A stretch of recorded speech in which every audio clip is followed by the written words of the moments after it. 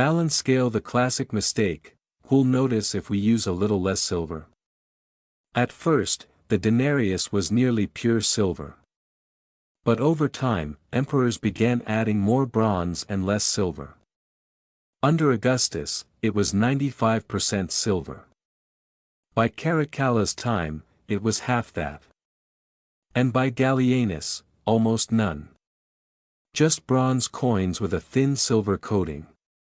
Of course, people noticed. As the coins lost silver, prices skyrocketed. A bag of grain suddenly cost multiple denarii. Soldiers complained their pay was worthless. Merchants refused to trade. Ordinary citizens stopped believing in the money, and everything started to crumble. Crossed swords, the 3rd century crisis. Between 235 and 284 AD, Rome was in total chaos. Civil wars, plagues, uprisings, coups, but beneath it all, there was one root cause: the collapse of the currency. Farmers couldn't pay their taxes and abandoned their land. Trade dried up. The government panicked, fixing prices, forcing labor. But none of it worked. Because no system can survive on worthless money. Classical building, Diocletian's desperate fix. In 301 AD, Emperor Diocletian issued a law to fix prices. Everything, from bread to wages, was given a legal limit. Disobeying meant death. But of course, it didn't work. You can't legislate value when money itself is broken. A black market exploded, and the economy collapsed even further. People realized, no law can save a corrupt currency. Eventually, Rome abandoned the denarius altogether. Then came Constantine, who introduced a new coin, the solidus, made of pure gold. It stabilized things for a while.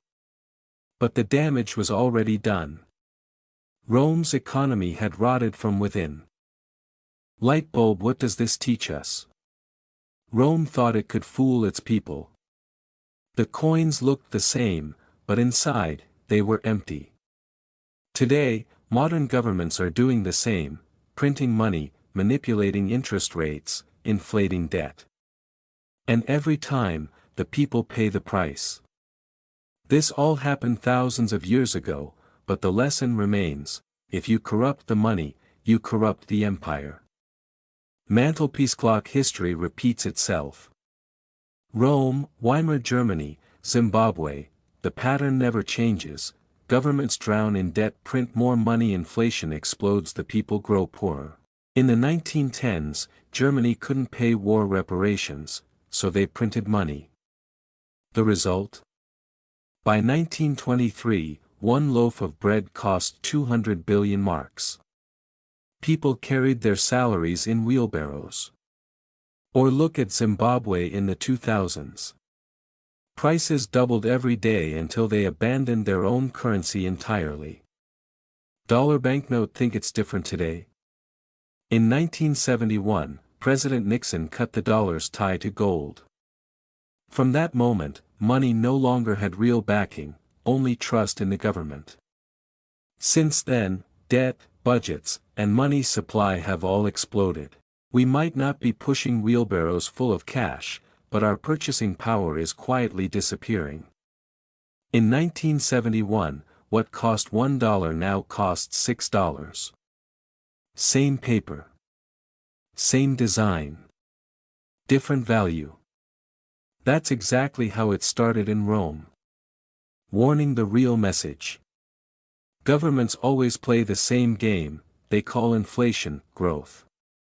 They call debt investment. They call market bubbles prosperity. But in the end, it's the people who lose. Today, the difference is that this isn't one country's mistake. It's the entire global system repeating history. And history keeps telling us the same thing: if you destroy the value of money, everything else follows. Scroll, what should we learn from this? Inflation isn't an accident, it's a choice. Real wealth isn't in paper, it's in land, skill, and production. No system lasts forever. The Romans once said, "Our money will never lose value."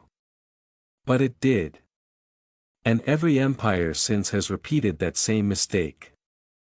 Endero final words. Money is a symbol of trust. When trust dies, society dies with it. Rome learned that the hard way. And now, we're walking the same path. So don't just watch history. Understand it, because if you don't, history will repeat itself. If this gave you a new perspective, subscribe. History already has the answers. I'm just here to show you where to look.